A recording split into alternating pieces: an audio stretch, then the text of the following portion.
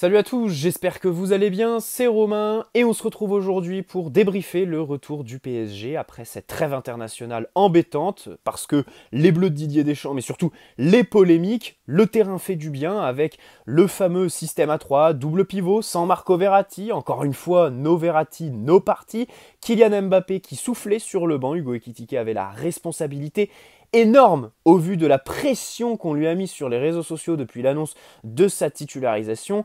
Bernat à gauche à la place de Nuno, et puis le grand Danilo Pereira, pas titulaire, comme par hasard on encaisse un but, Mukiele à sa place, et pourtant, il a fait son match Nordi Mukiele, je suis vraiment content de le voir impliqué sur le but de Kylian Mbappé, parce que son match ne pouvait pas se résumer au but qu'on encaisse, sur lequel il est évidemment fautif, même si c'est pas le premier. Alors on va revenir bien sûr sur cette entame de match, compliqué pour les Parisiens, parce qu'un très bon pressing niçois, bien imprimé, en nombre, avec des courses intelligentes, à chaque fois dans les axes de passe parisiens. De notre côté, un nombre assourdissant, incalculable de duels perdus, techniquement des approximations, dans les sorties de balles, bon, comme je le disais, pas de Marco Verratti. Lionel Messi qui a joué dans un autre registre, on y reviendra quand on parlera de sa perf qui ce soir a été énorme. Et puis, une baisse de régime, d'abord, des Niçois, qui a libéré un petit peu les Parisiens, notamment Lionel Messi, qui va chercher ce coup franc, qui se fait justice lui-même, et qui libère toute son équipe derrière, parce que plus de fluidité. Et bien sûr, tu rentres au vestiaire avec cet avantage. Tu reviens des vestiaires avec Achraf Hakimi, qui visiblement y était resté. Marquinhos, Mukiele, c'est un petit peu le même acabit. Au final, Laborde qui égalise, c'est dommage, et l'entrée de Kylian Mbappé qui dynamite un petit peu tout ça, même si sur ses premières touches, il est souvent hors jeu. Renato qui rentre pour ressortir blessé, ça c'est absolument atroce. Vitinha, d'ailleurs, tiens, je commencerai par là, Vitinha sur le but de Kylian Mbappé, qui est très beau, qui se décide enfin à faire une passe vers l'avant. Voilà, c'est l'image de Vitinha ce soir, une seconde mi-temps bien meilleure quand même que sa première. Bref.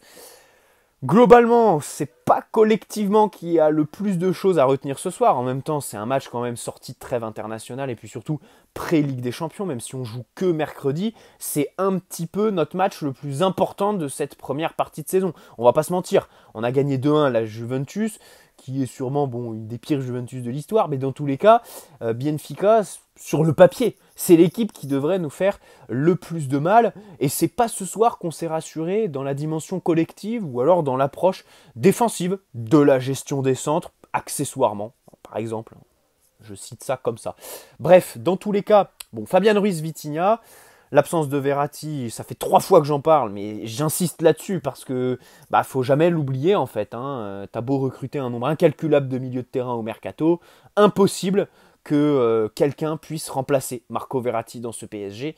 Et c'est inquiétant pour les perspectives de retraite chez lui, bien sûr. Pas vraiment d'occasion franche. C'est vrai que Donnarumma n'a pas eu à se déployer vraiment en première mi-temps. Ramos et Mukiele étaient quand même très à l'aise. Bon, Marquinhos aussi fait quand même une bonne première mi-temps, même s'il est incriminé sur le but qu'on prend. Nos latéraux, c'est quand même compliqué. Achraf Hakimi, ce soir, il fait encore un match... voilà, qui est un petit peu sans dessus, sans dessous. Il n'y a pas grand-chose à en tirer. Et ça fait quand même déjà quelques matchs, on les compte plus sur les doigts d'une main.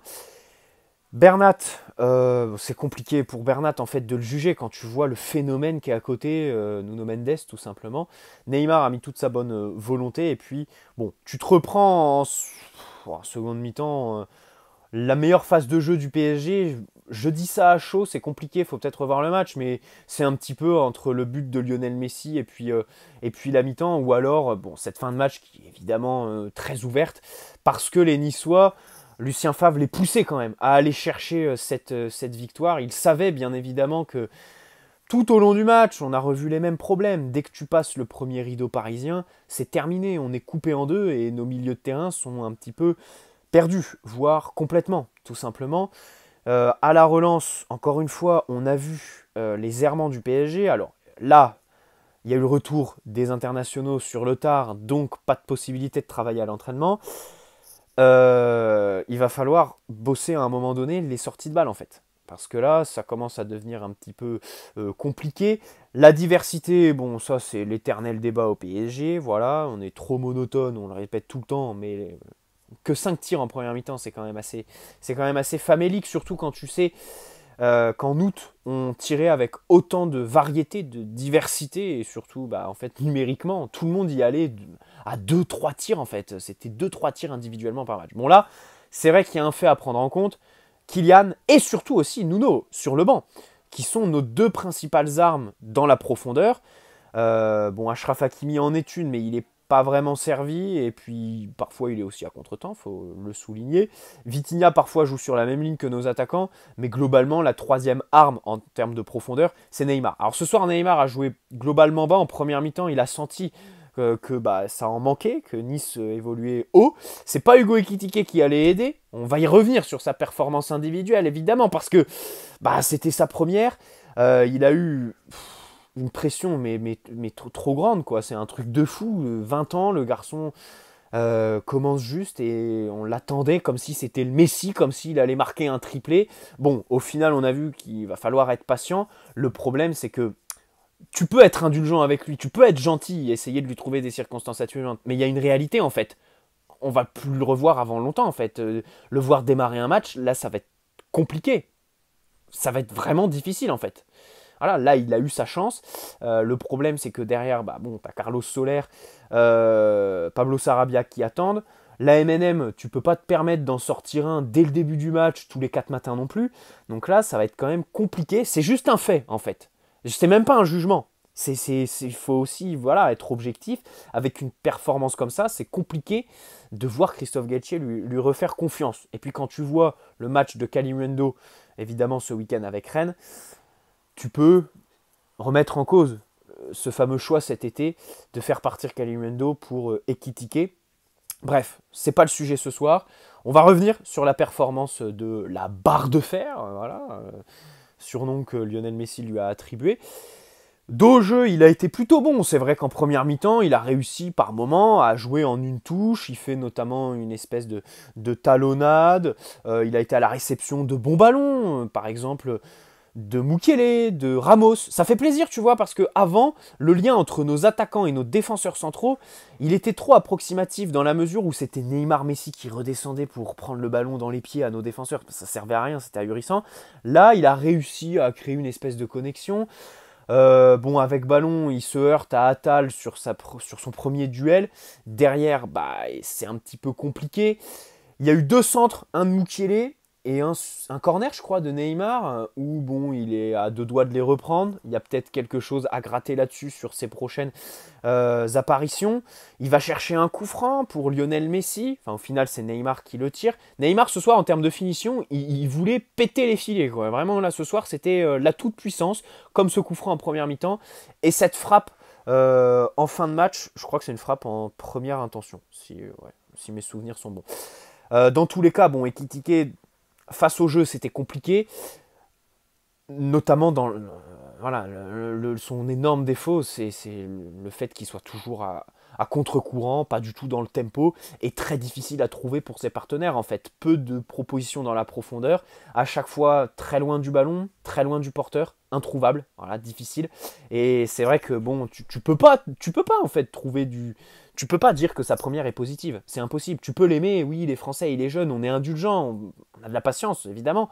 Mais bon, pour ce qui est de sa performance de ce soir, c'est vrai que les déplacements sont vraiment, vraiment à travailler. Après, à l'abattage défensif, il a récupéré quand même 2 ou 3 ballons et il a été plutôt bon là-dedans. Même si, en première mi-temps, par moment, il y avait une certaine nonchalance. Voilà.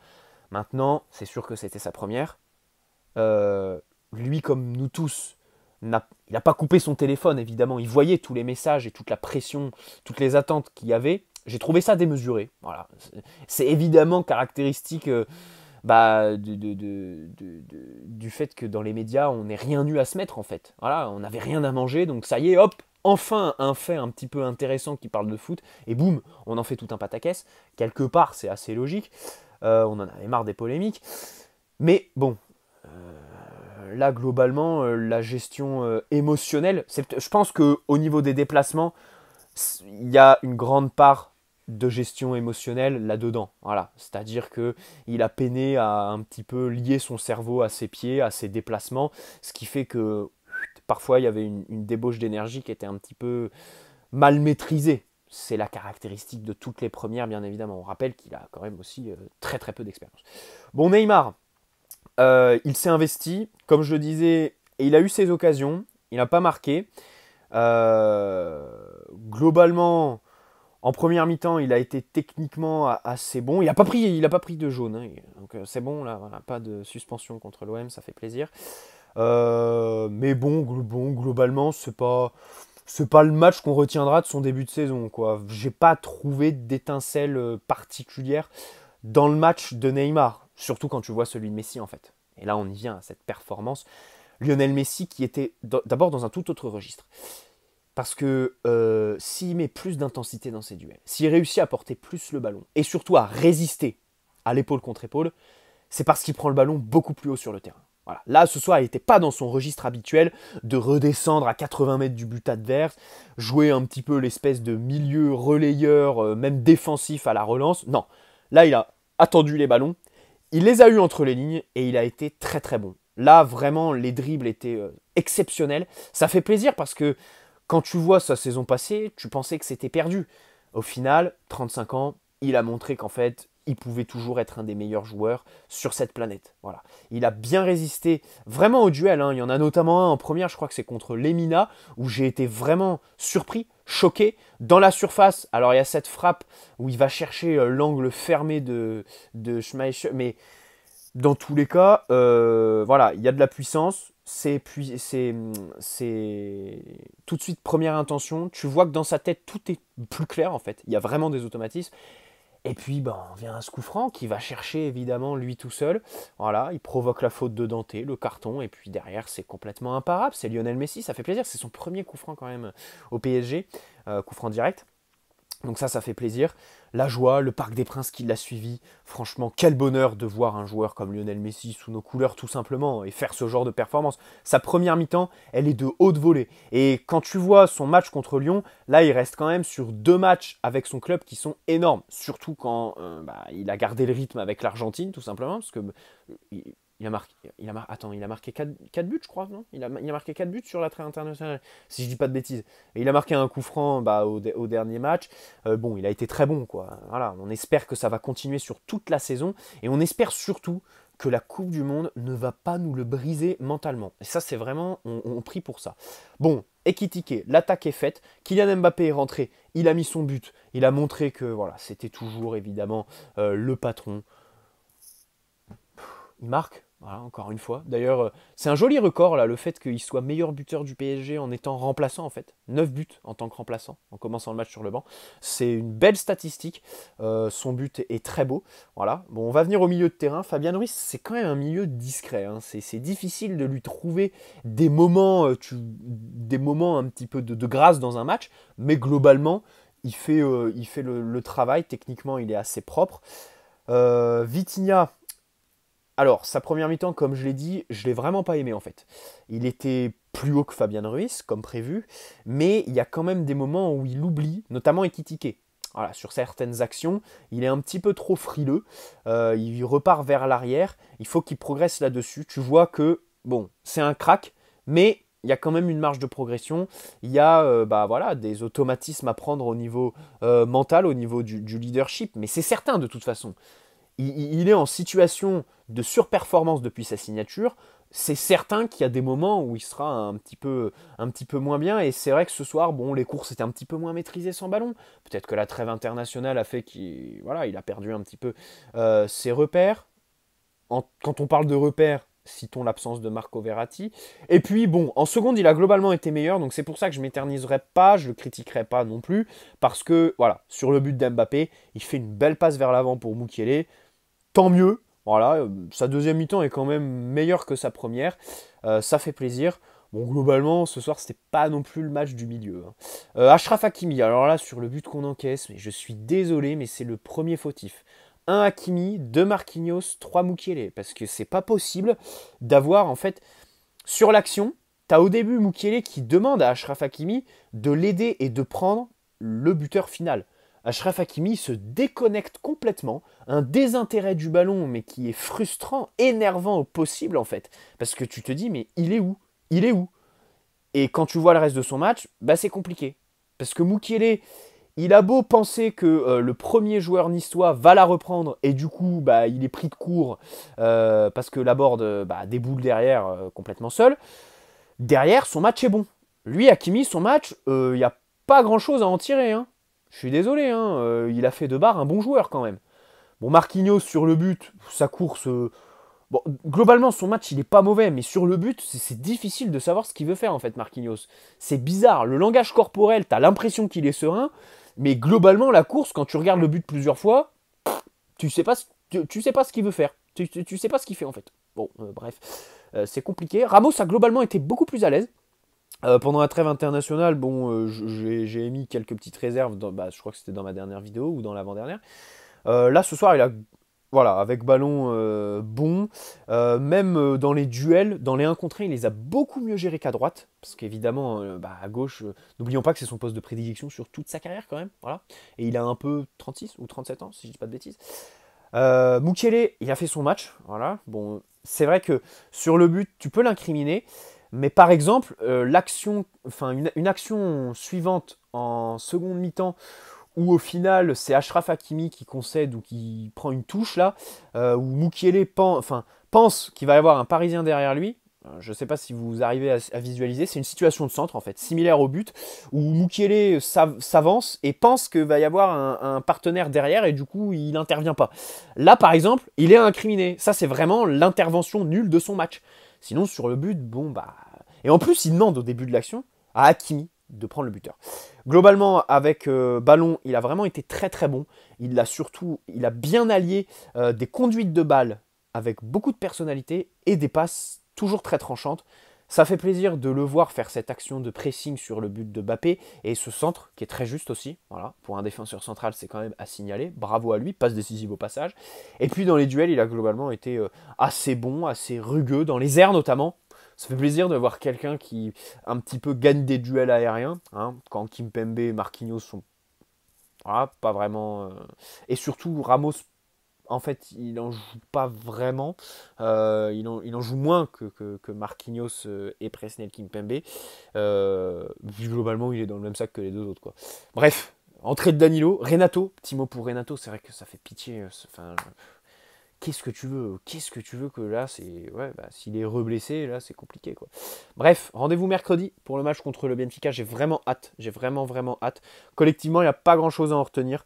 Bon, écoutez, ce soir, c'était le match de Lionel, quoi. C'était le match de Lionel Messi qui a vraiment été exceptionnel. Il faut vraiment se rendre compte, en fait, de la forme dans laquelle il est, tout simplement. Parce il est énorme. Il est énorme, tout simplement. Un joueur absolument fantastique. Il n'y a aucun mot et aucune analyse à livrer. Juste regarder, tout simplement, et faire des compilations de ce genre de match de Lionel Messi. Bonne soirée à tous, à la Team Notif. Bon dimanche à ceux qui regarderont ce débrief demain. Ciao les amis. Et puis on se dit bah, à lundi ou mardi pour la preview, l'avant-match Benfica PSG. Parce qu'on se déplace là-bas pour le match aller. Ciao.